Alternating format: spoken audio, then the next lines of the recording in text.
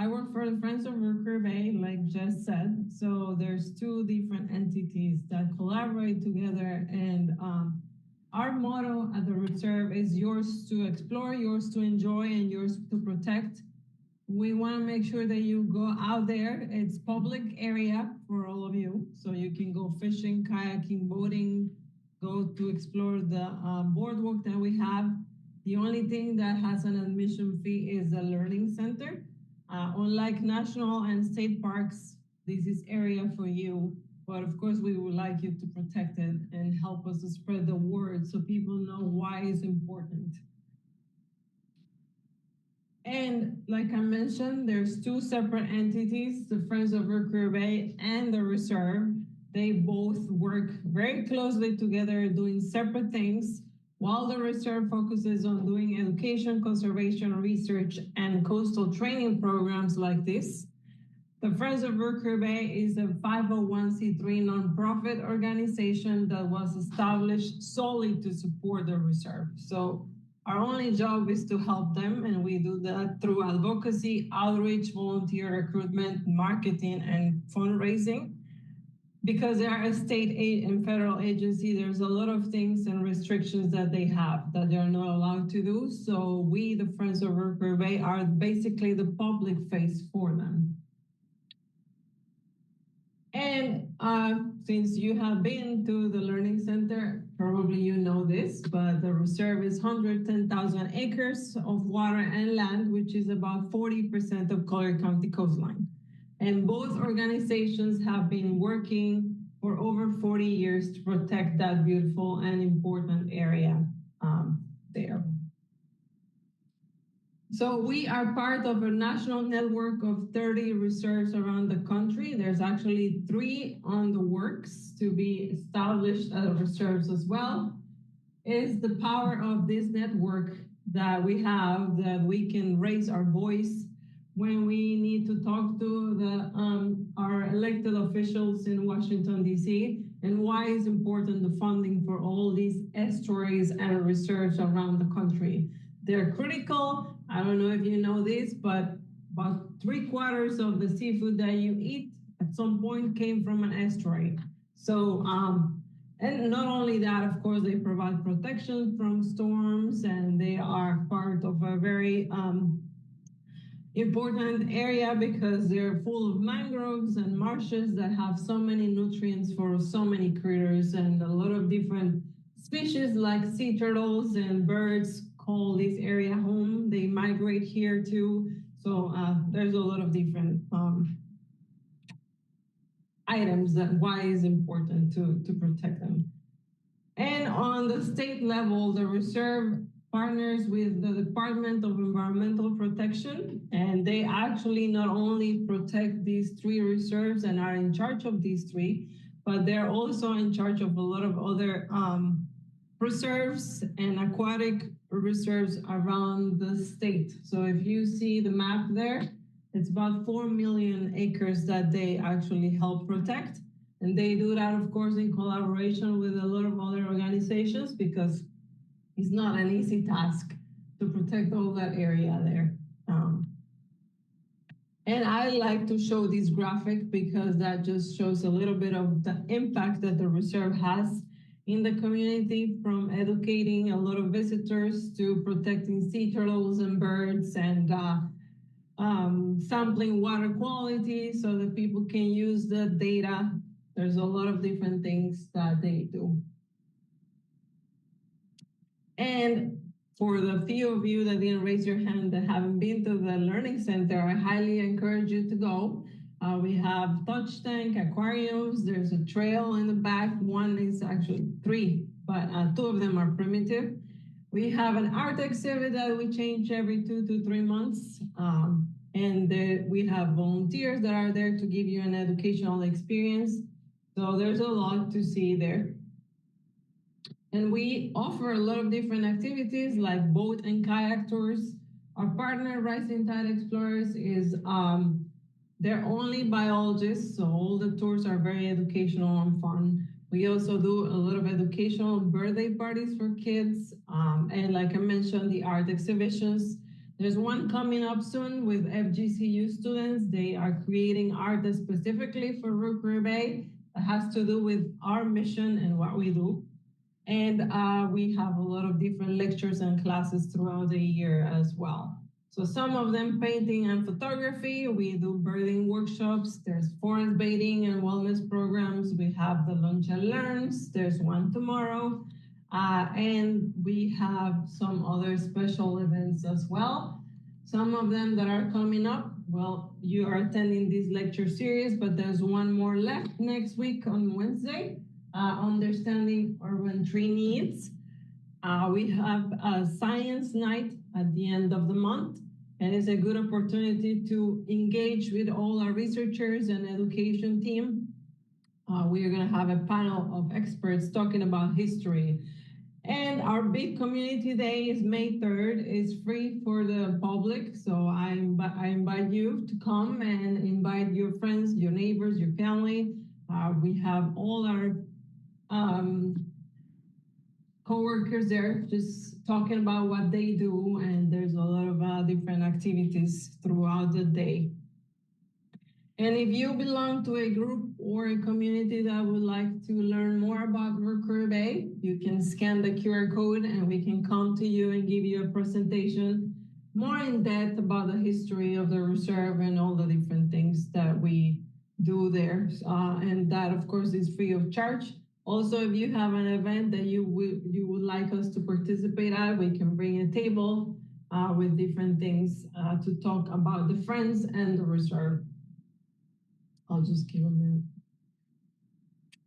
And if you would like to support the Friends and the Reserve, there's a lot of different reasons why you would like to become a member, because you will get free admission to our learning center, but also to 180 nature centers around the country because we're part of a reciprocal program. And we also give discounts to our eco tours, our nature store, and our classes with that.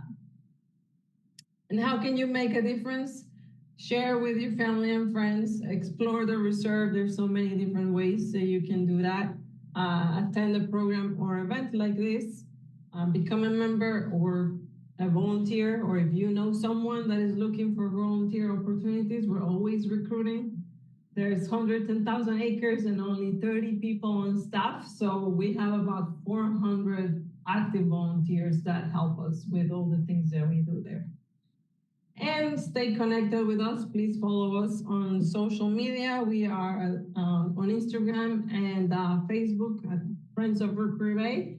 And our website is rookerybay.org. We're always posting about all the upcoming events and things going on and all the cool things that our researchers are doing as well.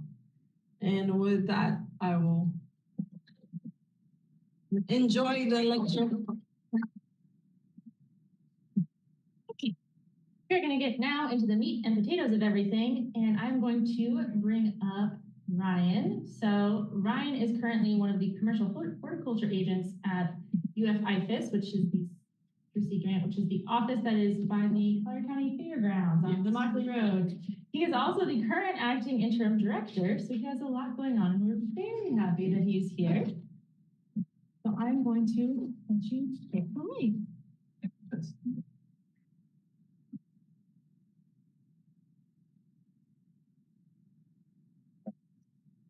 Good afternoon, everybody. So like Jess said, my name is Ryan Czaplewski. I'm the commercial horticulture agent at the extension in Collier, also acting as acting interim director right now. So a few hats I'm wearing, but we're going to talk today a lot about water conservation. We're going to specifically kind of look at what we can do in irrigation.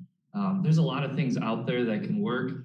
There are some big ticket items like soil moisture sensors that you can have in the ground. There's also things like evapotranspiration controllers, and that's great, but I'm going to try to focus this lecture more on what are the small ticket items that you could do to get some impacts right now. Sorry. That works. So this picture actually was given to me by my colleague Cesar Peralta, who does some GIBMP or Green Industries Best Management Practice trainings. And so this picture is actually in Mexico where he was visiting his family. And I love this picture because we see how vibrant and white this concrete is. The backdrop here on this building is almost this cream white color. But we don't see any staining on either the concrete or even whether it's on the building or actually on the sidewalk. But you can see here we have some drip tubing that they're using to irrigate this line. So kind of interesting that throughout the world we're all utilizing some different options for irrigating plants. So in Extension, we talk a lot about Florida-friendly landscaping. So hold on. So is everything working? Okay. So we talk a lot about Florida-friendly landscaping. There's about 9 principles of Florida-friendly landscaping. I'm not going to go over all 9, but I always like to touch base on number 1, which is right plant, right place. And I always try to bring this to the foreground, even when it comes to irrigation, because if you take a shade-loving plant like peperomia and you really love that ground cover and you try to put it in full sun, there isn't enough water on earth or the amount of fertilizer that's going to have that plant being happy and healthy in that location. So we still have to think about right plant, right place, always. But we're going to talk about watering efficiently. And so you'll hear me talk a lot about this fellow, Michael Dukes, Dr. Michael Dukes. He has a whole bunch of research on irrigation, some of the water savings. I'm not going to go too much in detail about the research, but I'm going to try to take some cliff notes about what are the amounts of water you can save from each. And there'll be plenty of information at the end on the resources if you want to dive a little deeper into his research, okay? So water we know is limited in our area, right? So we have between 1950 and 2022, our population has increased by about 19.5 million people. So that's an 822% increase. The amount of water that we have is divvied up amongst all those folks, right? And we have continued agriculture going on in here. For any folks that aren't sure of what agriculture is going on in Collier County, we have ag tours we do every year with extensions. So maybe always check in with your local extension to see what ag programs they have going on. But agriculture places the big demand on our water as well as the tourism that we bring in. We have a lot of folks coming in to Florida. And when it comes to water, water is important to us. Yes, it's a renewable resource, but ultimately it's limited. And you might think, can water restrictions really happen? And those who have been here long enough to know, yes, definitely we can get water restrictions when we go through periods of drought. This was a little snippet I took from December 2024, where Cape Coral and actually most of Lee County was under a one time a week watering schedule. So you couldn't water more than 1 time a week. So if you think about it, we really have to be really diligent about what kind of, when we're watering, how much we're watering, because it's not an infinite resource.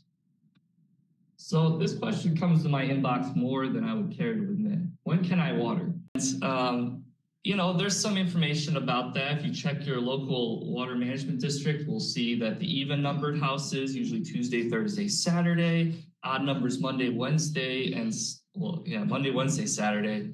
But regardless, whether you're on well water or you're on city water, those rules are going to apply to you. Friday is supposed to be a no watering time. Now, the time of the day especially matters. Here, statewide, 10 a.m. to 4 p.m., where we are not to be watering. Why might that be the case? Evaporation, right? It's the hottest time of the day. This time of the year where it's windy, that's where you're going to get those big wind gusts. And so when you're trying to figure, a sprinkler head is going to be trying to put out water from 10 a.m. to 4 p.m. When it's windy, when it's hot out, the water's probably not going to get to the plant where we need it. And it might not even get to where we were trying to actually throw that water. So it might actually be going to the neighbor's yard. So that's important. And then watering in the morning hours is kind of an important one. If we're trying to think of what's the best time to water now, there's some stipulations, of course. If you're in an HOA that has hundreds of houses, trying to water at everybody's house at 5 a.m. is just not feasible, right? So you're going to have to extend that water window maybe till 10 p.m. all the way to 7 a.m. or something like that. But if you can, trying to water right before the sun comes up in that time span is kind of the best time. Just because of disease pressure, the leaves aren't staying wet as long for turf grass, the leaves aren't staying wet as long for our landscape plants.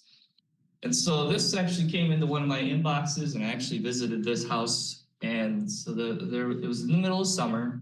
They called and said, Ryan, we got a problem. I'm putting out water 3 times a week, like the water management district says. I'm even hand watering on top of that.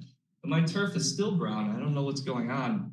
And so that's where we have to kind of look at it a little closer. Is this actually water stress? And in this case, we're not actually looking at water stress. We're looking at a problem called gray leaf spot, which is a fungal pathogen for turf grass, especially during the summer. You can almost set your clock to it in the summer. Gray leaf spot likes to show up in the summer when you're overwatering or when leaves stay wet for a very long time.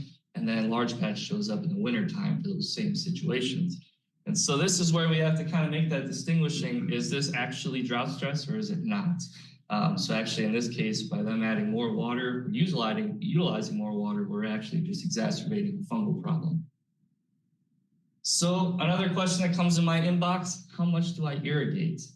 And that's something I can't tell you specifically. Whether you might say at your house it's 20 minutes for run time, your neighbor's house might be 30 minutes. Somebody down the street might say they only water for 15. And what I would like everybody to think is not in terms of time, but in terms of the amount of water that you're utilizing. And this is going to change based on the season. If you have microclimates like the backyards in shade versus the front yards in full sun, that's going to be a little distinguishing factor of the amount of water you're going to put, but also the type of irrigation heads you have.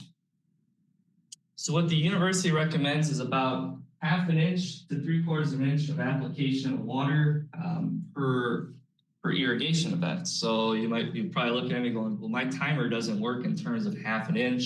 It goes by minutes, right? And so one way to do that, we'll go to this slide here, is by setting out catch cans in an area. So you're going to turn on a zone, set out catch cans. Now you can use tuna cans if you like.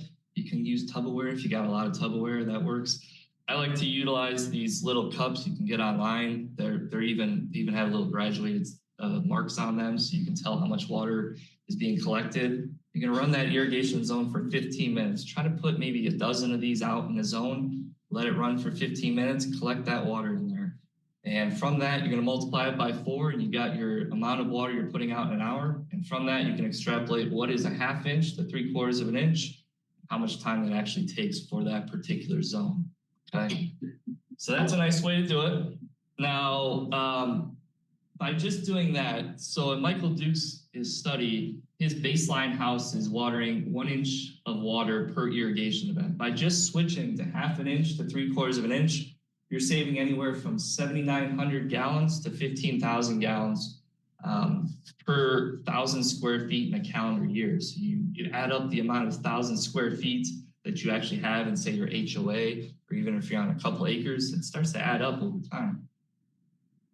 So we're trying to measure uniformity. So if you're going to put out those catch cans, you got, okay, that's 1/2 inch to 3/4 inch, and say in your yard it was 15 minutes. Okay, we know that, but is it uniform is what we need to know next.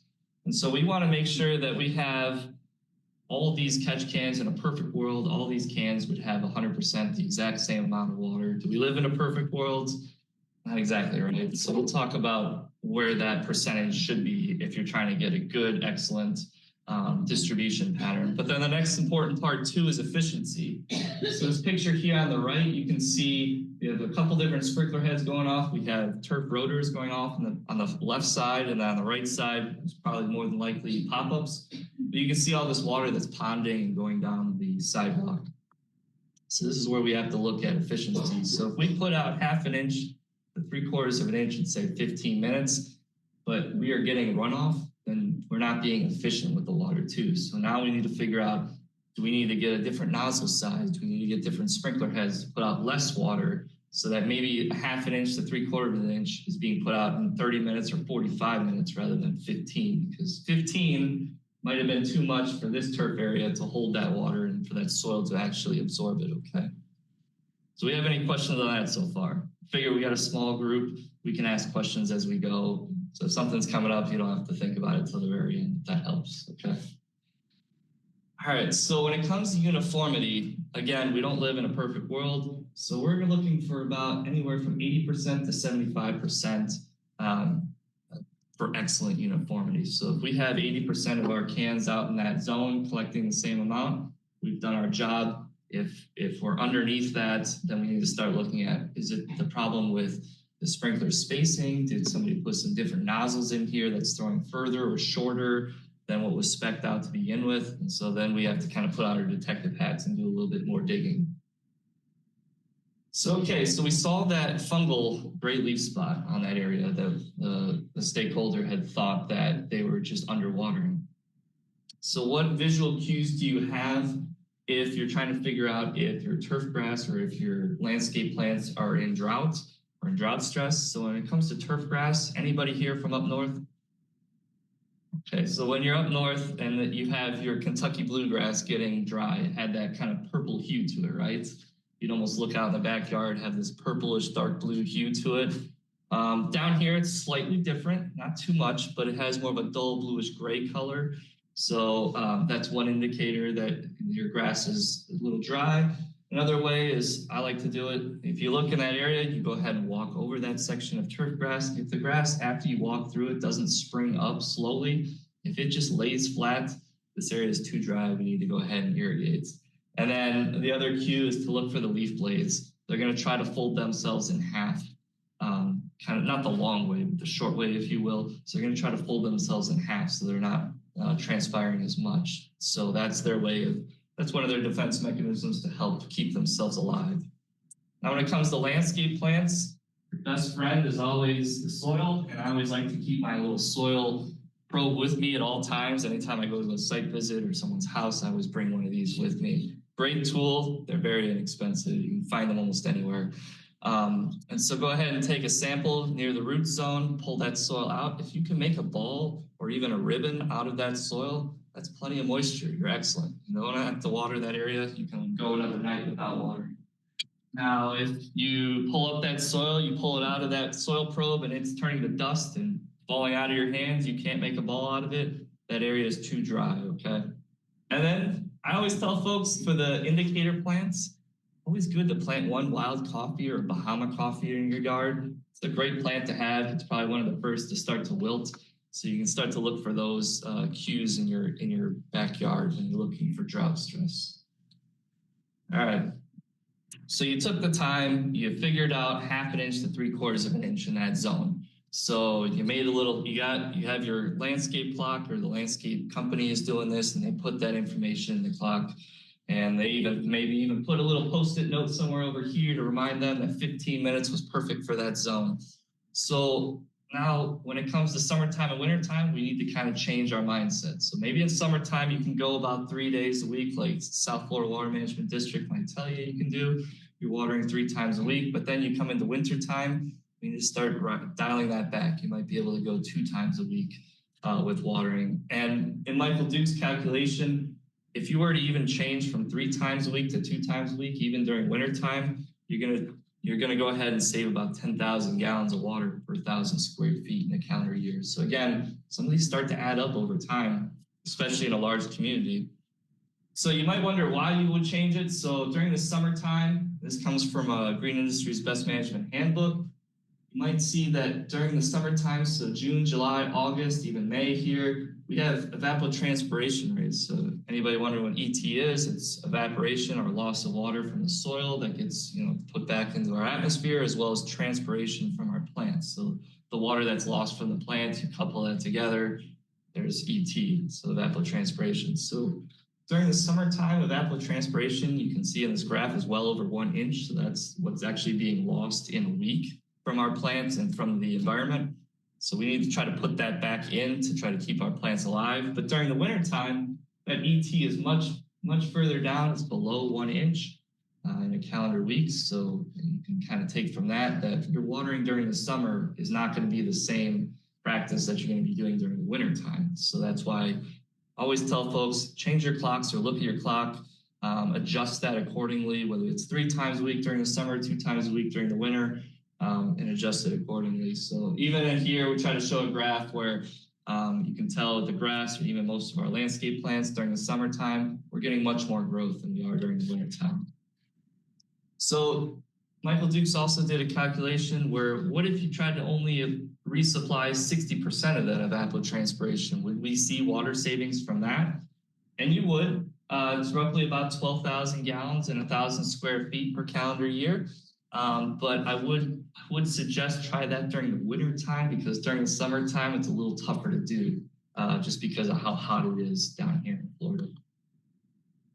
All right, so again, microclimate's another area you want to think about when you're irrigating. So if your plant's in the shade, if your backyard's in the shade, front yard's in full sun, you might notice that in the front yard, your watering seems to be just enough. In the backyard, you're starting to get algae or some weeds starting to pop up, which can kind of tell you that you're watering a little too much in the backyard versus the front yard or vice versa. So we need to be cognizant of some of those microclimates. And then here I have a picture on the right where this is an oak tree and we have grass trying to grow underneath it. We'll talk a little bit more about the water savings that can be had when you're removing grass. And I will say that when it comes to grass and oak tree roots, oak trees are going to win every time. So you're going to lose that battle, but that's okay. There's plenty of plants out there that we can make a larger bed of these underneath oak trees. All right, another water savings thing, and actually part of a law in Florida, is rain sensors. So everybody have rain sensors on their irrigation systems? Okay, yeah, so everybody. So if you don't, ask your landscapers. See if you do on the actual setup there, and they'll tell you. So it's actually a Florida statute 373.62. So anybody who has an automatic irrigation timer, whether you're an HOA or a homeowner, you must actually have a rain sensor on that property connected to that irrigation controller. Now, the rain sensors are very inexpensive. And the nice thing is that they're required, right? And so the actual water savings you get from them is roughly about 2,500 gallons per 1,000 square feet in a calendar year. So of course, there's going to be some variability. So in years where we get a lot of rain, you might get more water savings versus years where you don't get as much rain. But roughly about average about 2,500 gallons. Which is great. Now, are they always operational? The thing that really breaks down most often with them is these corks. So it's the same corks that you have on wine bottles. So over time, when they're out in the heat, they start to disintegrate. So, take a look at them every year. They should be audited. Just double check to make sure they work. And then, of course, where you have them set up is important. You want to have them set out in an area. Don't want to have them underneath an awning where they can't actually get triggered by the rain. All right, so this question comes up for me a lot when it comes to potted plants, and folks will want to water the potted plants every day or add extra water in areas. And the reason you really don't want to do that is because the more water you're adding, so if you say you water 3 times a week and you're going to hand water on top of that on your off days, those short, frequent waterings are going to shallow out your roots. So the plants are smart, right? So they're going to realize all this water is being added all the time. We don't have to search for any. So you'll have shallower roots, which ends up becoming kind of a double-edged sword. So during summertime, when it's hot out, now they don't have the same amount of surface area to grab water from. So they're going to dry out a little quicker. So when you're trying to think about your plants, try to think about underwatering a little bit and then kind of adjusting your water upwards from there. And then my 2 favorite weeds that show up in areas, if you're ever unsure if you're overwatering an area, these 2 weeds tend to pop up more often than not. So our bottom weed here, anybody want to take a stab at that one? Yeah, right, dollar weed. Sometimes folks will call it pennywort. It's got a bunch of different names. And then the one on top here is, this one's actually Kylinga, which is in the sedge family. And if anybody's not sure of sedges, just go ahead and grab the stem of that weed, try to twirl it in your fingers, and it's a nice little acronym. Sedges have edges, so you'll feel the 3-sided nature of that stem. So they like to show up in areas that are overwatered. So when you're putting on your detective hat and trying to figure out if you're under or overwatering these areas, you see these weeds, generally you're probably overwatering. So we'll dive into all the different irrigation heads that are available. We'll also talk about some of the water savings that can be had with them. So they come in a lot of different forms. These are some of our micro irrigations. So we got drip tubing here. We have sort of a bubbler on this one here that you can attach to some of these drip lines, and then some of the micro sprays up top. All right, so rotor heads are the first one that we always run into in the landscape, and we often use them in turf areas. Sometimes folks will spin them 360 so they even water the landscape plants around them. They roughly put out about 1/2 inch to 1 inch of water per hour. Now, you can get a little higher than that, especially on, say, golf courses or sports fields. They might put out even more than that. We're talking about just residential heads today. And roughly you're gonna get about half to 2 gallons per minute out of them. The nice thing about these sprinkler heads and why you see them so often is that they put out a large droplet size. They're not very small droplet sizes, and which is nice because on days that are windy, you're not going to get a lot of drift from them. So they're going to generally go where you want them to go and water what you want to water.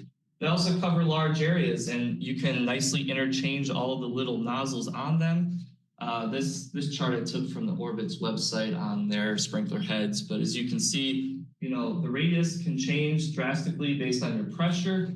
But in the case of, say, if you have a landscape and you're trying to make it efficient, so say you have a sprinkler head over here at 60 gallons or 60 psi on a black nozzle, and it's just putting out way too much water. The flow rate, say, is 4.7. How are we going to get something that's going to work for this area that's still going to be efficient? So we're going to have to look at something that's close, or sorry, let's go over here. This is easier. So say 39, so we're at 40 psi. We want to try to get a head that's similar. So this one's a closer radius, so about 37. It's pretty close in terms of the distance and the radius, but it's going to put out, as you can see here, the flow rate, which is in gallons per minute. It's going to be putting out just a little bit gallons per minute less. So that's one way you can start to try to figure out, okay, maybe we need to drop the nozzle size to be a little bit more efficient so we're not losing so much water to this area, especially after you found out how many minutes it takes to put out 1/2 inch to 3/4 of an inch. They do have some downfalls. They don't last forever. They have plastic gears on the inside. So this is a colleague of mine's house. This sprinkler head was broken. It was stuck shooting in one direction. So this picture doesn't do it justice, but this area was starting to brown out. And so we could tell that this sprinkler head wasn't turning anymore. It was stuck in one spot. So kind of a problem. They do run out of adjustment occasionally, so you do have to double check them. Now, if you're trying to figure out sprinklers and nozzle sizes for these things, I always tell folks, double check the as-builts. When they built the area, when they constructed this, they usually designed the irrigation system as well. So this design has all the information about what heads they had, what size nozzles they were. So generally speaking, you want to double check your as-builts or have the landscaper that's taking charge of the area to double check those to make sure that the sprinkler and nozzle sizes are at the and they'll even have operating pressure in gallons per minute listed. This is the one I actually took from our extension office, so it had all that information, so you could actually double check to make sure that everything was being put back correctly. All right, so we do have pop-up heads. That's another one, and there are some savings after pop-up heads that I'll show you that you can do in the landscape. So pop-up heads are great. We use these in landscapes a lot, especially near shrubs, right? Or in landscape beds often. They provide a little bit more water than rotors do, which is kind of shocking. But the problem is they put out a much finer water droplet. So as you think about drift on days that are windy, these aren't as efficient as, say, your rotor heads. But the nice thing is they do have a screen on them underneath here. So if you're ever wondering, if you were to take the sprinkler head off and you take the top part out, there's a little nozzle. And double check those occasionally. Make sure that about once a year. So sometimes when they start to go bad, they'll get clogged. So just double check them before making an investment on replacing a whole head. Now, again, they do lose water to drift. They're not as efficient as, say, your rotors, and then they do get clogged. So in this case here, there was supposed to be 3 of them, and then we only see 2 popping up. So when they get clogged, sometimes they don't even pop up. So in this case, this one was just clogged. All we did was just make a quick, simple fixing of the screen. So say you have pop-ups in your landscape and you're trying to find water savings with pop-ups. You don't want to make a large investment to change all these out to, say, micro sprays or anything like that. You can actually get these MSMT nozzles. They're called multi-stream, multi-trajectory nozzles. I've heard folks call them whirlybirds. They got a bunch of cute little nicknames. They kind of, if you're ever bored at home, YouTube multi-stream, multi-trajectory sprinkler heads, and you'll see they have this cute little design, the way they spread the water, and they're easy replacements for these pop-ups. The nice thing is they put out roughly the same amount of water, a little bit less, but a little closer to what the rotors are going to put out in terms of water. Now the droplet size is larger, so that eliminates the problem with drift that you might get on windy days. You can get water exactly where you want it.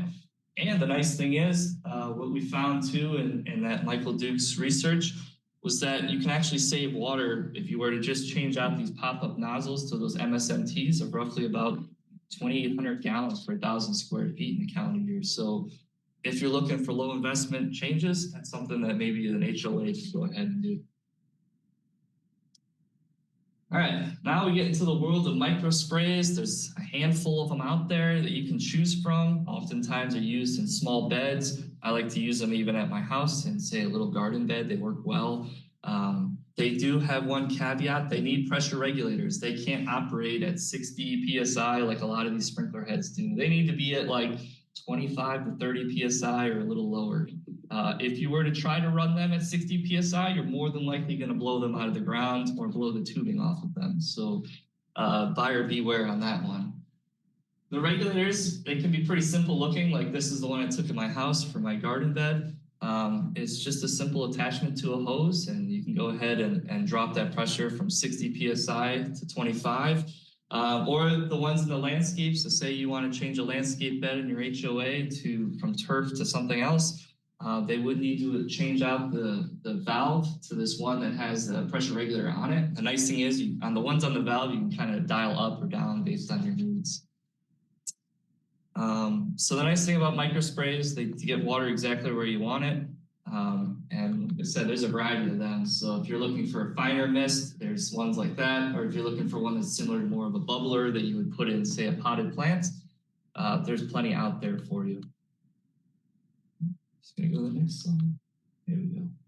So micro sprays are gonna put out roughly 1/2 inch to 1 inch of water per hour, which is a little closer, similar to the rotors, but again, they don't shoot as far as the rotors, so that the amount of water they're putting out is at a much lower range. So it's not shooting as far. They have a very low flow rate of about 20 gallons per hour, so it's not a lot of water being put out, but it's in a very small section, so that's why it's similar to, say, our rotors. But the nice thing is, if you're trying to just water plants like these in patients here in a small little section, those micro sprays can be a great one to have. If you think about it, if we were to put rotors out here, say some of the pop-up sprayers, and in this picture here, we just have in patients in a small area, do we really need to water the mulch? Especially if we're trying to conserve water? No, right? So you want to use something like a micro sprayer. We'll get into drip line as well, just to get those small areas where we have plants. Now, they can be affected by the wind or even improper install, like this one here is watering half out of this planter pot, half in this planter pot, so maybe not the right choice of micro sprays on this one.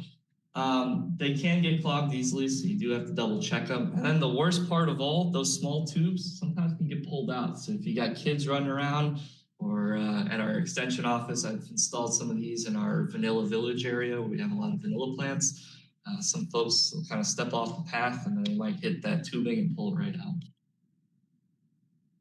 All right, last but not least, we have drip lines. Now, anybody have drip lines at their house? Yeah, I have some at my house as well.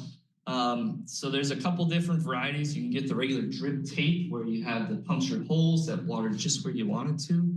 Or you can get these types where I call them kind of beginner. I refer to them almost as like beginner drip line. These are your soaker hoses. You can buy those at a lot of the big box stores. I like the soaker hose, especially if you're trying to start out with drip tape, because say you have a garden bed and you're trying to design it, you're not exactly sure where you want these plants, or maybe you want to change it up a little later. You can run those soaker hoses around, and then after the fact, go ahead and remaneuver them. Those punctured holes aren't permanent. They sort of, the way they work is that they're almost sweating out of the hose. So they're slowly dripping out of that area. Now, they don't put out a lot of water. They're putting out, say, half to 4 gallons per hour. So we're not talking about gallons per minute. We're talking gallons per hour here. And of course, they need those pressure regulators because they do not work well under 60 PSI. I tried this 60 PSI on this soaker hose, and within a week, I had large gaping holes in them. So it's not something you want to do. Avoid that at all costs. They do need filters though, because those little holes are quite small. So if you don't have a filter on it, even with our water as clean as it is, can sometimes, especially the calcium buildup, can really kind of fill up those holes. Just like your shower head at home, sometimes they get clogged. Same thing with our drip line. Now, the nice thing about drip tape is they don't really move much laterally. So if you're trying to get water exactly where you want it, you're trying to conserve water as much as possible, it does a great job, especially in our sandy soils. It really only moves about 10 to 12 inches laterally, and it just goes almost straight down to the roots of where your plants are. Now, I've had folks ask me, how do you know? Again, you can't use a catch can to really collect that water. So your best friend is to use a shovel. So go water your area for about an hour, take your shovel, dig down near your drip tube and see how far on the profile you've watered. If you watered about 4 to 6 inches, it should be just fine. Just leave it at that. Maybe 1 hour is perfect for your area. Again, ideal for narrow plantings. So if you have a hedge line on the edge of a property, they do great there. I have this one here, the Carissa macrocarpa. It does a great job of keeping this one alive. I only probably use it maybe 1 time a week. Again, the minimal lateral movement's excellent, but if you're actually changing from heads that say are using pop-ups or rotors to drip, you're going to pretty much save about 30 to 70% of your water compared to those, which is excellent water savings. Now, here's the big one, and I'm a big fan of turf. I have a little 2.5-year-old at home that runs around like a maniac, and I can tell you, ground cover is probably not going to keep up with his running and his trampling. So turf has its place. It can be the right plant in the right place, but not always, right? So here's a nice picture of a golf course, and they had just replaced the turf that was going all the way down to the water. They're changing that out for some littoral plants. Now they were also putting some muley grasses and some other things in this area. But actually, if you're just to replace some turf, the water savings that you're actually going to find is about 15,000 gallons to 31,000 gallons per 1,000 square feet in a calendar year. So that's a big chunk of water that's being saved here. And that's the area where we need to think about right plant, right place. Do we need turf right up to the house?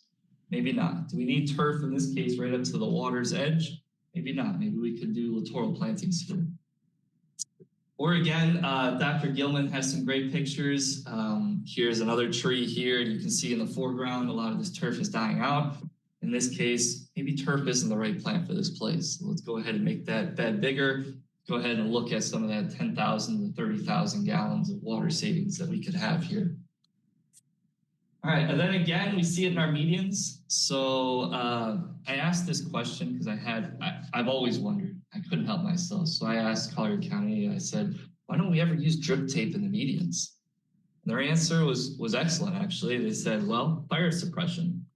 So if somebody throws a cigarette out the window and it catches fire, the drip tape can't exactly cover that issue. So that's why they have sprinkler heads. So I thought, well, that's actually pretty smart. I guess I didn't think about that one, but the nice thing is, a lot of these places where, there's not going to be, in my case, a 2.5-year-old running on the median. Here, he's at my house. He's not going to be running in the median. So we can go ahead and look at maybe switching to some of these drought-tolerant plants. All right, now going a little quicker than I probably should, Jess, so I apologize. This happens a lot to me. So the question becomes, can we mix all these together? Can we mix drip tape? Can we mix micro sprays with pop-ups and rotors? And in a landscape, yes, you absolutely can. But the caveat is you can't do them in the same zone. So if you have pop-up heads, you want to generally have pop-up heads all together. If you have rotor heads, you want to keep them all together in the same zone. The idea is that this pop-up head might put out a different amount of water than that rotor. So you're doing your catch can test to figure out 1/2 inch to 3/4 inch. Which one are you trying to get? Are you trying to accomplish that to your pop-ups? Or are you trying to accomplish that to your rotors? Because you're not putting out the same amount. So we have to be careful with that, and especially if we're trying to mix that with, for example, the drip line. Drip line can't work at 60 PSI like our rotors can. So we're going to have issues with that working in the same zone. So in the same zone, you can't. But in a landscape, yes, they absolutely work perfectly together. So for anybody looking to do a little extra research, Dr. Dukes has plenty of different research out there. I linked all of them here. And also, if you want to take a look at the GIBNP manual, I have that right here as well. So you can look at some of these cost savings. But again, do we have any, I'm kind of all finished. Do we have any questions? And if anybody would like to be on my listserv to get newsletters on upcoming classes that I have, or any classes that are in our area, shoot me an email. I'd be happy to add you to my newsletter. So any questions? Well,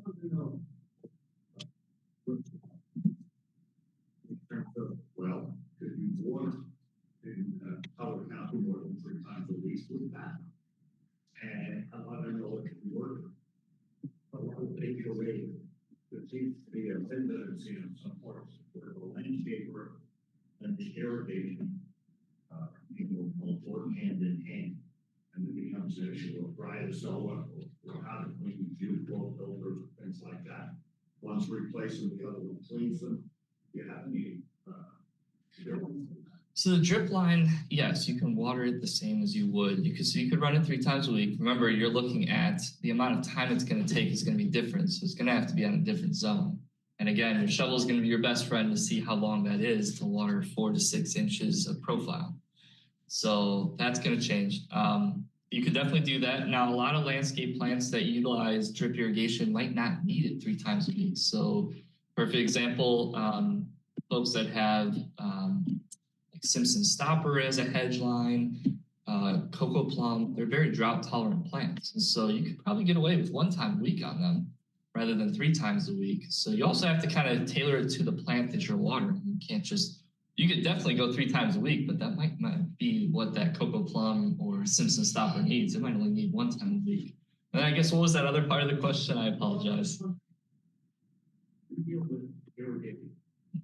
In our community, it seems that the lake landscaper and the irrigation company are all on 3 separate tracks. And that's the problem, because we have bryozoa maybe growing in the lake into the filter system and out to the view flow system. So how do you get these guys coordinated? Because they're all vying for the same money, it seems. That's one of those where you actually probably should bring them into your board meetings. That would be something I would do. I'd probably bring one of each of those companies into those board meetings, talk about what they can deliver for you. Yeah, talk to them about the deliverables, what they can do, how you're going to evaluate them. Because if you can evaluate them on the same level, if you say, we want to have irrigation that's, we're trying to take care of the algae, we want to make sure our filters are clean. What can you do to make sure that happens across the board, and have them all 3 there would help, because that way you can get them all on the same page, talk about how you're going to assess all of them. Because at the end of the day, yes, they're all going for the same money, but the end goal is that you're all trying to have a landscape that's up to your standards, right? And then also trying to water efficiently. But when the algae clogs the heads, it's a little hard to water efficiently when that happens. So if you're able to keep them all on the same page and evaluate them the same, then it makes sense. What's that? Well, that's a different discussion. But, that's the idea. You want to get them there and talk about what their deliverables are going to be, how you're going to evaluate them. Because at the end of the day, if they're not meeting the expectation, then you're going to go with a different company, I would assume, right? And so if they're all on the same page, then it should be okay there. But probably have to invite them to the board meetings. Any other questions? So actually, are those rain sensors, are those required across the board or just for communities or homes that you use? So anybody that has an automatic irrigation timer. So if you're on well water with an automatic irrigation timer, yes. If you're on city water, absolutely. You do as well. And there's really no excuse. It's a very simple process on how they work. It's as simple as, just replacing some corks. I have this up here in case anybody wants to want to work with it hands-on, but it's as simple as just replacing. Sometimes they have 6, sometimes there's 8, sometimes there's 10 corks on it, and just replacing them is it. And if you're looking at 2,500 gallons of water per 1,000 square feet, you multiply that amongst your, maybe you have 2 acres, even some HOAs, several hundred acres. It adds up quick. I know golf courses will do it too. Sports fields generally have them. They have automatic irrigation timers. So this is a Florida law. Any other questions? Yeah. The sensors and the number of days per week to water requirements, do they apply when you have using reclaimed water as well? If it is on your automatic irrigation timer, then yes, it would be. Now, if we're talking, say, golf courses or some of those folks, bigger acreage that fall under ag, it's slightly different. They have their own set of BMPs that they need to follow that are usually through DEP. But overall, even if your community is, say, an HOA and you are using reclaimed water, it would still fall under that as well. Now, the reclaimed water is nice because it does have some nutrients in it. So there are some nitrogen and some phosphorus in that water. So you can actually reduce some of the fertilizer inputs from the reclaimed water. So it's definitely a great asset to have as well. Now, with reclaimed water too, if you're going to use drip irrigation, you really want to make sure you have those filters because there is some salt in that reclaimed water, so that can bind up those small holes as well. Any other questions? If, like I said, are you making these slides available to them? Yes. Okay, so I was going to say, take a look at Dr. Duke's work. It's really kind of interesting how they calculated some of the water savings. I didn't want to spend too much time talking about that, but the water savings from each of those is pretty interesting how they came up with it. So again, turf can be a great, I'm always a proponent of turf grass, but it still has to be the right plant for the right place. So the water savings from reducing it is definitely large. Any last questions?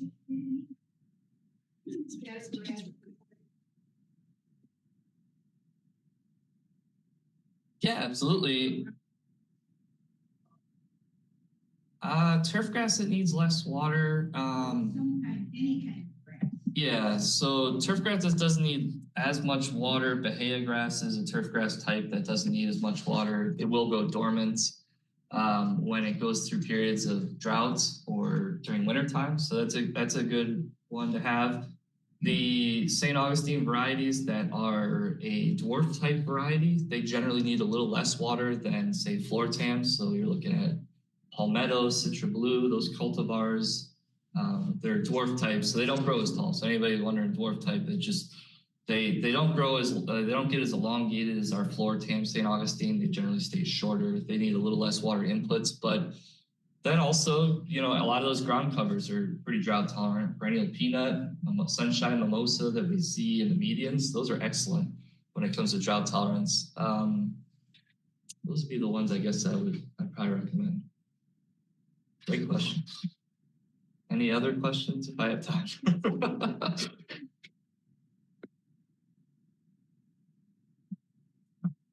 Well, thank you all. I know irrigation can be sometimes a dry subject, but I appreciate listening. No pun intended. Thank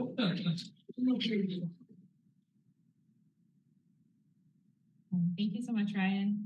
Yes, as a reminder, we will be sending out a follow-up email that will have all of the links included in this presentation, as well as this presentation, plus the link to the recorded video. So if you want to share out with people, or if you want to reference this stuff later, you'll be more than able to. I'm now going to bring up Lucius. He is the Executive Director for the Crew Land and Water Trust. He's going to talk to us about wetlands. All right. So, hey everybody, I would like to take 30 minutes to tell you all about Crew Land and Water Trust, our background, how we came to be, the things that we do. I'd like to tell you all about our trail systems, our education and recreational programs, but that's not why I'm here today. So you'll just have to come back to one of our other programs in order to hear more about that. But I do have some giveaways here that Trish, who works with me at Crew, you can hand those out to everybody. I've only got, I think, 10 or so of those guides, but I've got more in the car if anybody doesn't get one. But that's a little takeaway to remember me by. So I am with Crew Land and Water Trust, and I want to talk about a couple things today.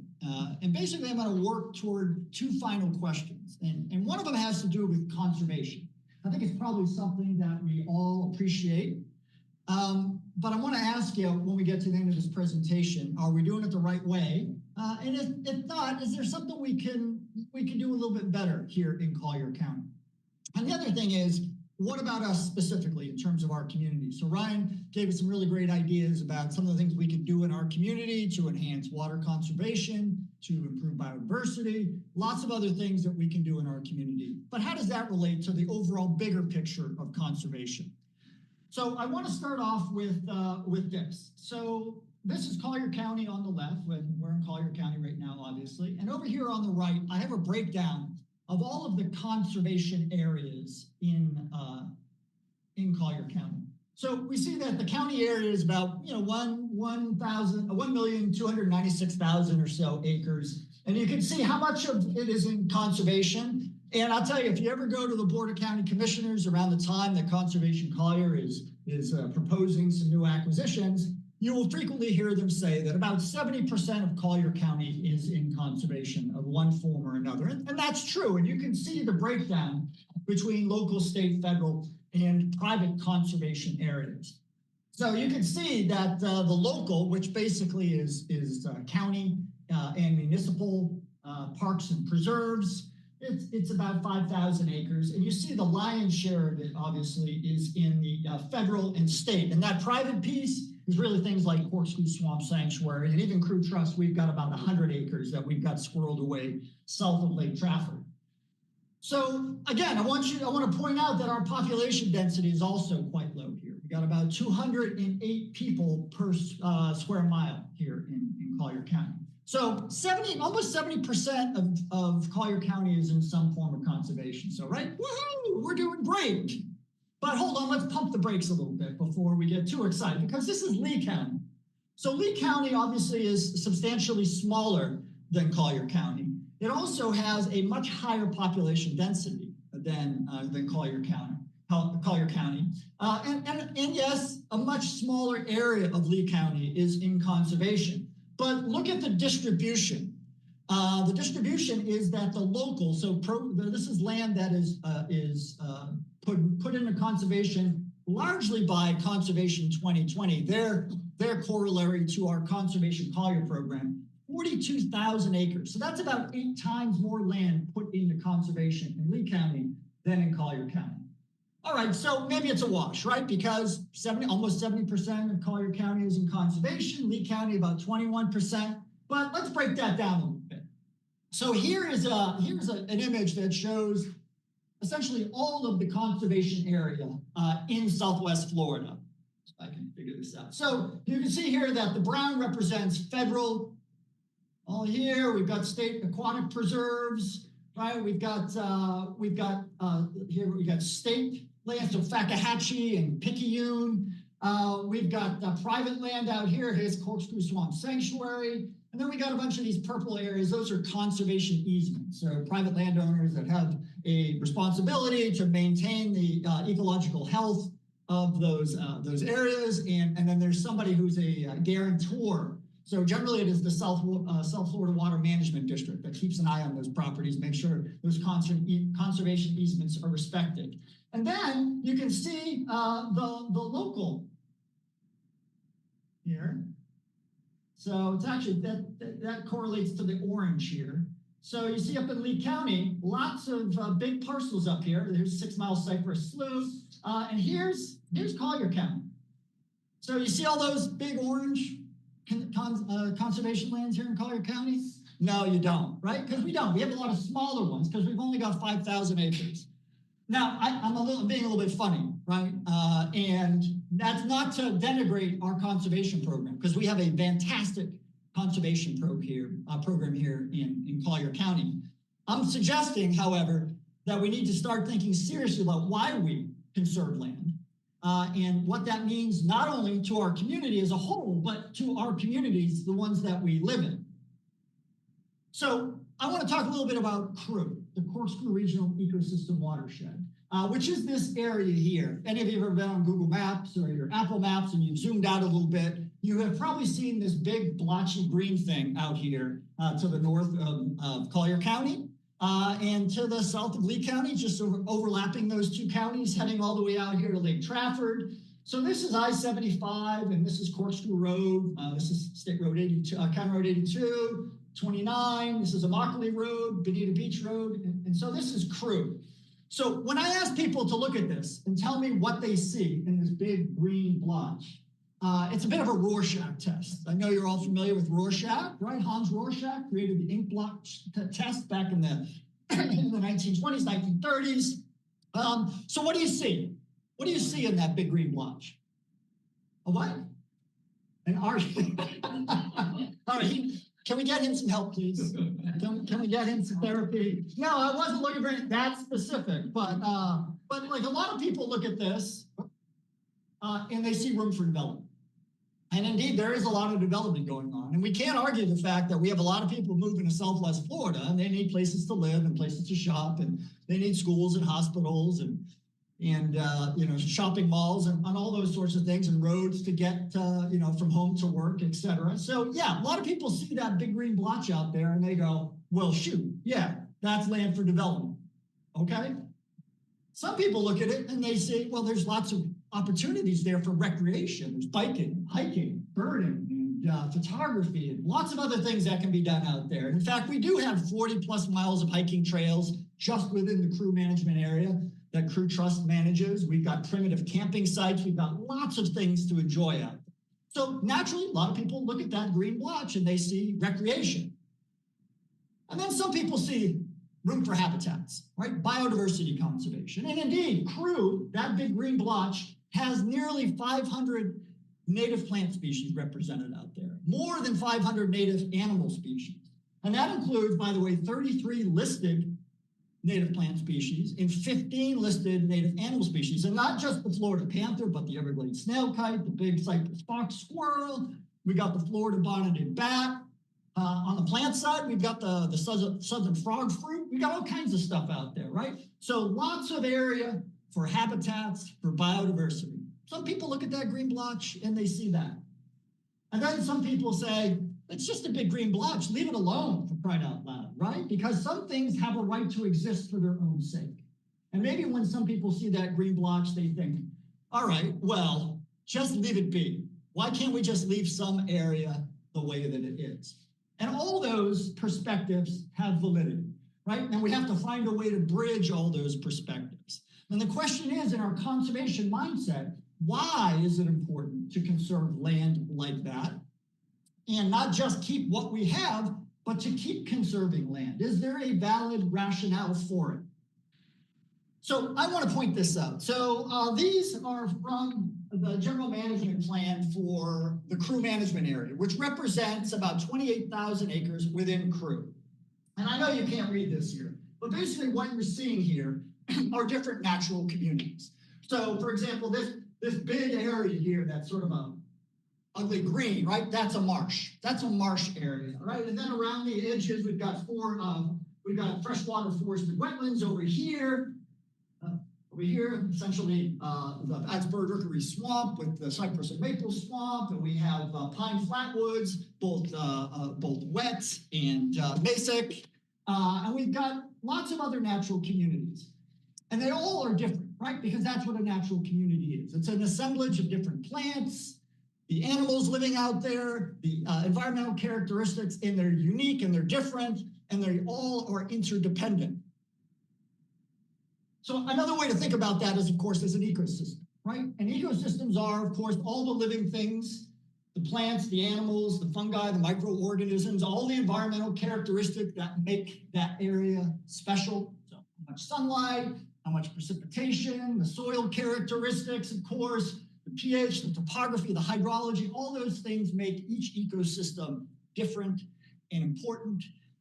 And allow those biological, those physical, those chemical processes that we call ecosystem functions. And those ecosystem functions provide certain benefits to us. So there's four broad categories of these benefits. Some of them are regulating and supporting and cultural and recreation, but the fundamental takeaway is that we rely on ecosystem services for many of the things that make our communities worth living.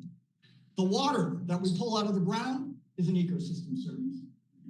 The health of our coastlines, from good quality water regulation in the green side to prevent excess nutrients and sediments and toxins and contaminants from heading out to our estuaries, that's an ecosystem service.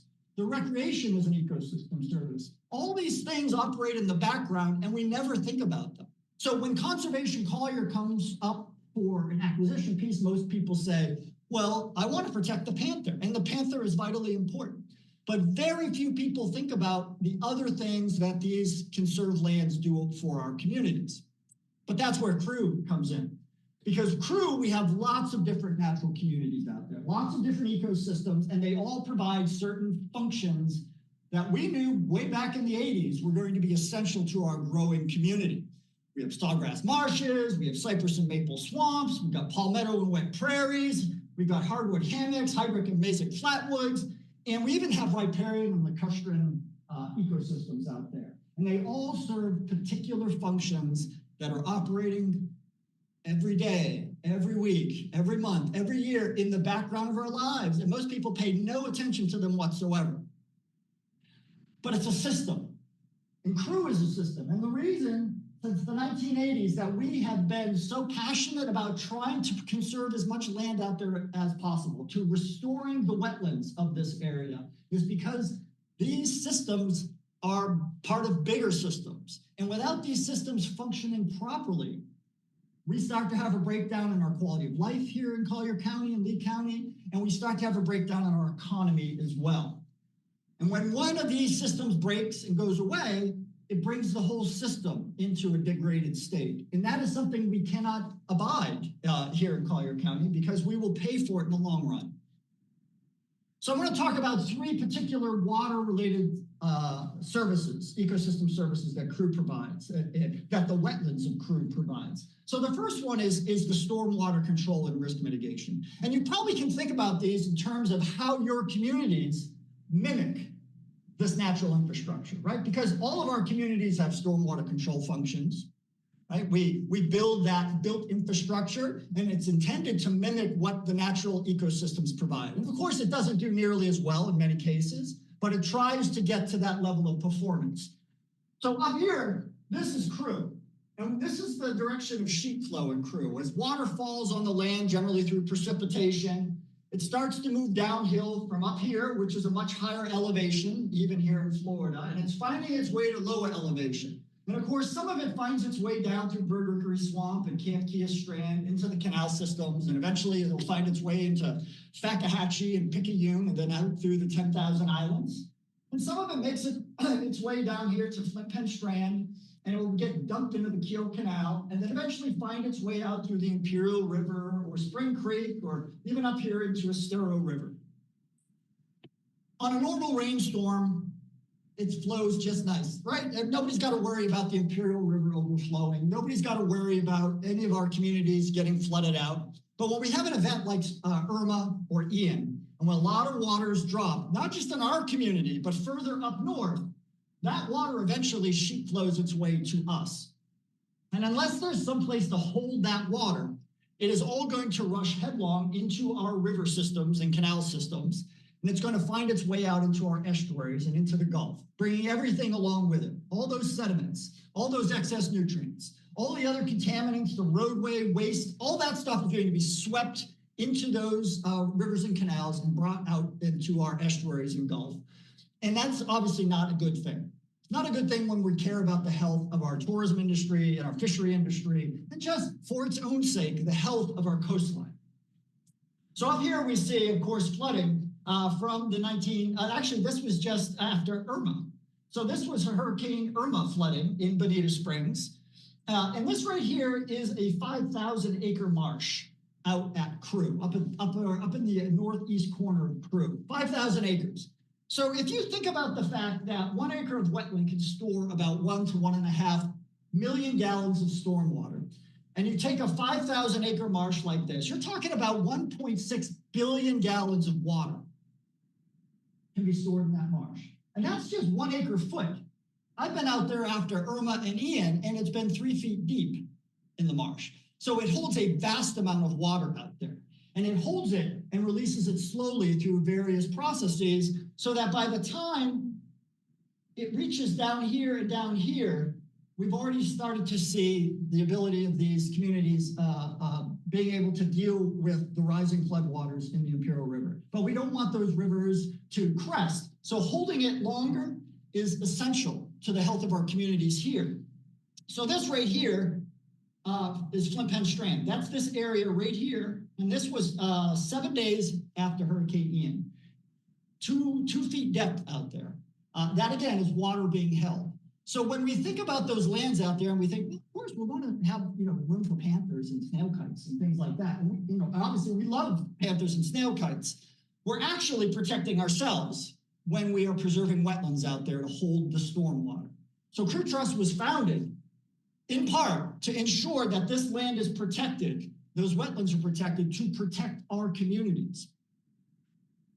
The second water-related ecosystem resource is our water recharge. So as Ryan pointed out, a substantial majority of our household water use, but also our commercial and ag use, gets its water from underground, our groundwater system. And here in Florida, we use the various aquifer systems. Up in Lee County, we principally use the mid and lower Hawthorne, the Suwannee. Down here in Collier County, a lot of sand and gravel aquifer. We do not use the very deep aquifer system known as the Floridian aquifer, because in this part of Florida, it's brackish, it's salty, it has to be treated, and so we don't use that. But our aquifer system, because it's shallow, needs to be constantly recharged. We're seeing problems in Cape Coral. I just watched the news this morning. They're still having water shortage issues. Their wells are running dry because their groundwater is not being recharged at the rate that it is being withdrawn. So how does that occur? Well, the way that we recharge our groundwater is we allow water to sit on the land, to infiltrate the soil, percolate back into our groundwater aquifer system. And you can see here that much of the water that hits the land either evaporates, gets taken up and used by plants, or it runs off into our rivers and canals. And only a third of it actually infiltrates and percolates into our groundwater system. So you do need a substantial amount of land for that water to recharge. And the reason, again, why Crew was established was to provide that open space to allow water to sit on the land to recharge our groundwater. And as our consumption grows here in Southwest Florida, because of our population growth, we have to be particularly sensitive to preserving the lands that we have already and ensuring that open space is not overly developed, because it will deprive us of areas that we can potentially have our recharge capability. And then the last, of course, is water quality regulation, the third water-related ecosystem service. So we see here, the standard blue-green algae that you see in a lot of canal systems off our coast and in the interior part of our canals. And a lot of excess nutrients. So where does that come from? Well, you know where it comes from. It comes from excess nutrients being put on lawns and the commercial sector, the ag sector. So how can we help mitigate this? Well, one of the ways that we help mitigate that is wetlands. Wetlands offer a number of biological and physical and chemical processes that filter out the excess nutrients, that filter out sediments and organics, take out the heavy metals and the other toxins, even the road waste that I mentioned earlier, the synthetic and the petroleum lubricants. Wetlands do an amazing job filtering that out. And you see here that 1 acre of wetland can filter 7.3 million gallons a year. So right here, right here we see, this is up at the Crew Marsh area. This is down at Flint Penn Strand. That water is being held back. It's being filtered before it is being, once again, slowly released into our canals and river systems. Now, could we build something to replicate this? Yeah, we probably could. It would probably cost many billions of dollars, and it would never function in exactly the same way as natural wetlands, and we would never be fully satisfied with the performance of it. And eventually it would probably break down, and we'd have to replace it, and we'd learn along the way that, of course, we didn't know how to mimic that natural infrastructure as well as we thought we did. That's sort of been the history of the last 150 years here in Florida. We look at the $700 million that have gone into the restoration of Picayune Strand, right, to try to fix what we've broken, and the $10 billion so far for the Everglades restoration. So we have to be very careful about disrupting this natural infrastructure of our existing wetlands because of the services that they provide us. Now, I will tell you, most people will look at this and they'll like, oh, okay, yeah, that makes sense, but we don't think about it every day. We don't think about water filtration of our wetlands and our groundwater recharge, and we don't think about stormwater control in our wetlands, right? Because they don't impact our lives until we're faced with a major storm like Ian or Irma or Milton. But the reality is it's out there and it's doing it every day. and we have to preserve what we have, and we have to add to it because conservation is not one of those things that you can do someplace else, right? We got to do it here in our community, in our backyard, in our communities. And of course, that doesn't even mention all the other ecosystem services that are being provided out there in those conservation lands. The biodiversity conservation, the microclimate regulation, making our communities cooler, the pollination, the carbon sequestration, the production of oxygen, the nutrient cycling, even the biological and disease control, right? You go out to many parts of Crew and people are, yeah, there's a lot of mosquitoes out there, but I will tell you, there are probably not as many mosquitoes out there as there are in some of our communities. And that's because the biodiversity provides those biological controls. In other words, there are critters out there eating the mosquito larvae and eating the mosquitoes, right? Keeping them in balance. So conservation lands help do that. And then, of course, there's the recreation and health aspect. We know that we all need vitamin N. We need the vitamin nature, right? We have to get out there. 15 minutes in green space at least once a week resets our stress clock, lowers our anxiety, makes us more sociable. We need that. And we particularly need the physical exercise as well in our society. So I want to ask you two things. How well are we really doing? If you look at this, it looks like we're doing pretty well. There's a lot of land out there that's in conservation right now. A lot of wetlands that are in conservation. But I'll suggest that, like, if you look at this area right here, there's some tiny little conservation lands in here to the south and to the west of Crew. And I'd suggest that's a problem. It's a problem because while the systems are working well out here, they don't work if they work in isolation. They're links in a chain. It's a bigger system. And when links fall out of that system, when gears break in that system, the whole ecosystem services system that we benefit from start to degrade, start to break down. Our stormwater control starts to break down. Our groundwater recharge breaks down. Our water quality regulation services break down. So I think we could be doing better. We often look at this, and I will tell you, don't tell anyone outside this room, but I've heard Board of County Commissioners say 70% of Collier County is in conservation. Let's talk to that. You know, that's fantastic, right? And it is fantastic, but we're talking about conservation over there.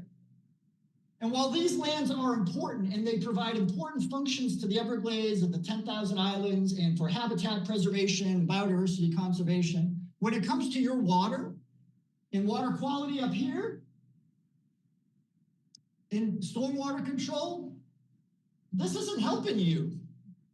We need to start conserving land here and start to think seriously about how we build that blue-green interface that protects our communities and supports our local economy while providing those habitats to the animals that serve as indicator species and umbrella species that let us know that those ecosystems are functioning properly. So I want to leave you with this. Conservation by proxy isn't. It's not enough to like clap our hands and say that these conservation lands over to the west of us and east of us are sufficient. It's not. We have to conserve lands through Conservation Collier, Conservation 2020, places like Crew, essential. But not just that, we have to do the hard work in our communities and our neighborhoods to ensure that our yards, our neighborhoods are also doing everything that they can to be those gears in that system, right? By doing all these sorts of things, because you can mimic these sorts of things in our communities. So this is Collier's Reserve. I don't know if any of you are from Collier's Reserve, but we did a talk over there a few months ago. And this is the Cocohatchee River. It leads from the Cocohatchee Canal, where a lot of the water from Crew deposits, I should add. And then it falls, it goes through out here to Delmore Wiggins Pass and out eventually to the Gulf, right? So if you want all of that clean water that has left Crew to be clean when it gets finally out to our estuaries into the Gulf, you can't be polluting it here in our communities.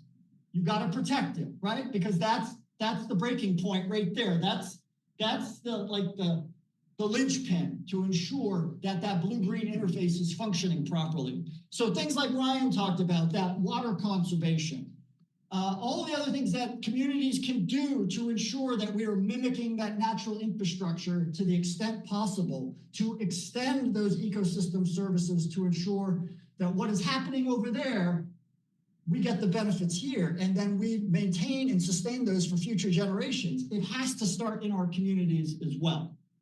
So I'm really excited about the Greenscape Alliance programs, because that's what it's all about. Like, we're doing our thing at Crew, and we love doing our thing, but we got to bring that into communities as well and make sure they're all part of a bigger, broader, more robust and resilient system. All right, did I make my time? I did, didn't I? 30 minutes. All right, it's a lot to get in 30 minutes, so I apologize for that, but I'm happy to take any questions you have. I'm happy to invite you out to Crew. I think you handed those out. Like, a lot of our programs are over for the season, but we have programs all year long, including in the summer. Stop by crewtrust.eventbrite.com. We've got in-town lecture series. You're always welcome. If you want to bring your community out to Crew, I'm happy to lead you around and show you what we've got out there. So thank you for your time.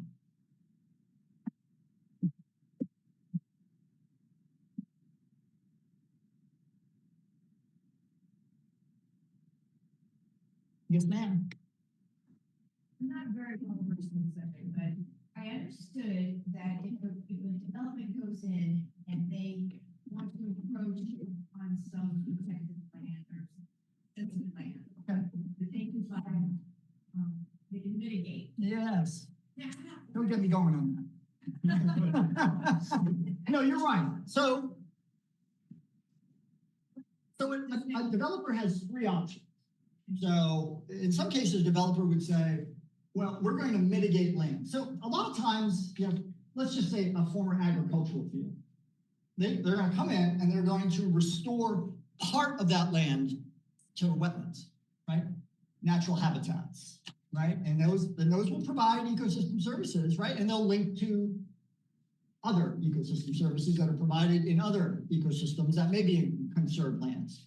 Okay, another option is they could bring someone in and hire somebody to do that work for them, right? So same idea, same outcome. The third option, which is very popular, is this idea of mitigation banking, where basically they use credits and say, we're going to develop this land, but then we're going to use our credit and we're going to apply it over here to a mitigation bank, and they're going to restore a part of that mitigation bank over there. So the idea is, in federal law, there has to be no reduction in wetlands. We've already, lost about 60% of our wetlands, right?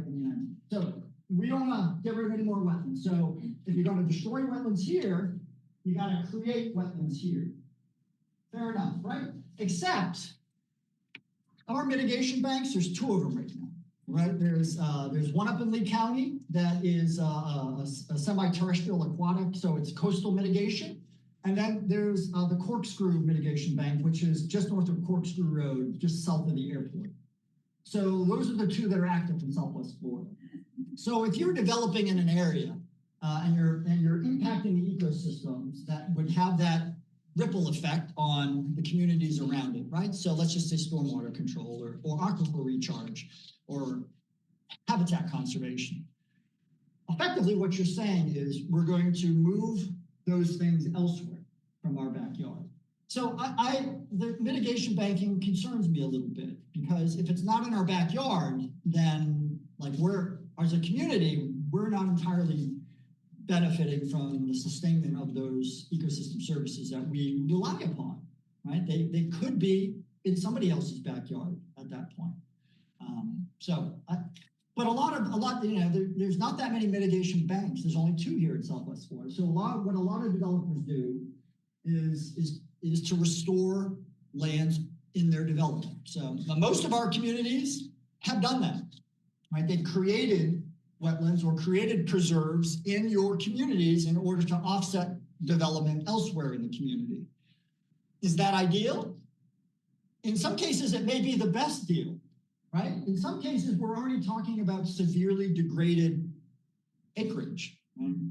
So, I could give you examples around Crew if you want to talk about that, but there's a lot of different variables, right? And so, for example, there's a big one going on Corkscrew Road called Kingston Development, and there's a lot of concern about that because it's panther habitat.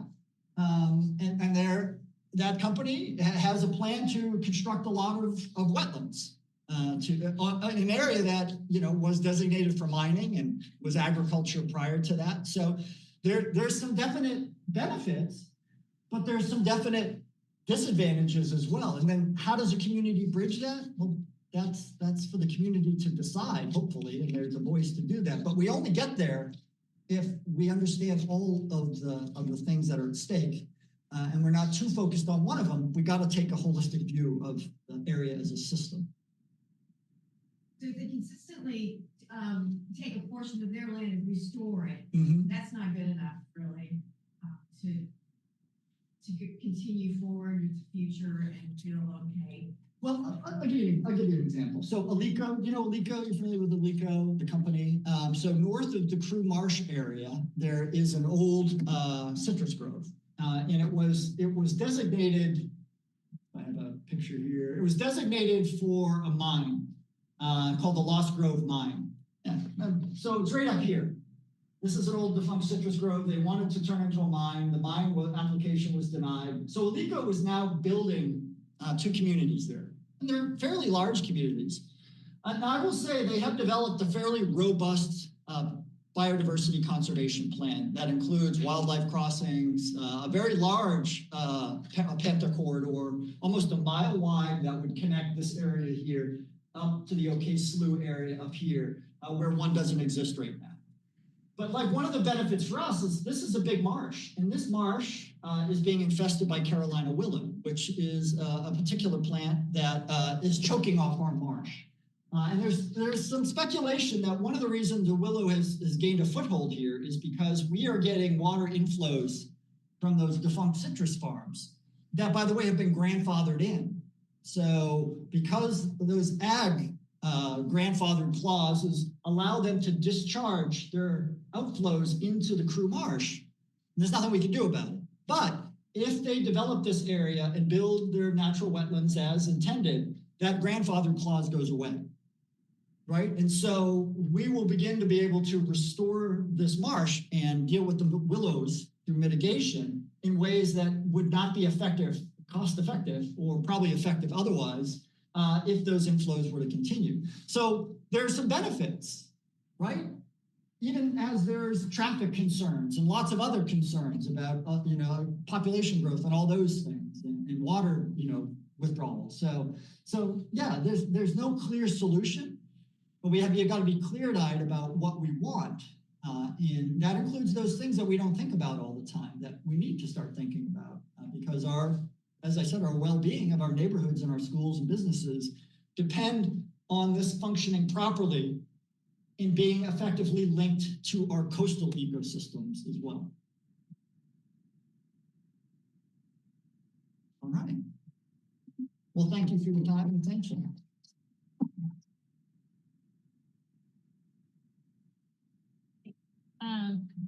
Thank you again to our speakers today, and thank you guys for attending.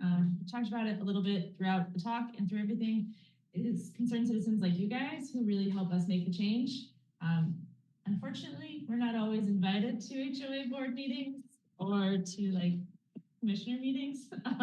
And so it's y'all's voice that can really help us promote environmental sustainability and promote these topics and these important things. So really thank you for coming and attending this. I do have Raquel. She's going to be handing out an evaluation for this, so we would always want to improve.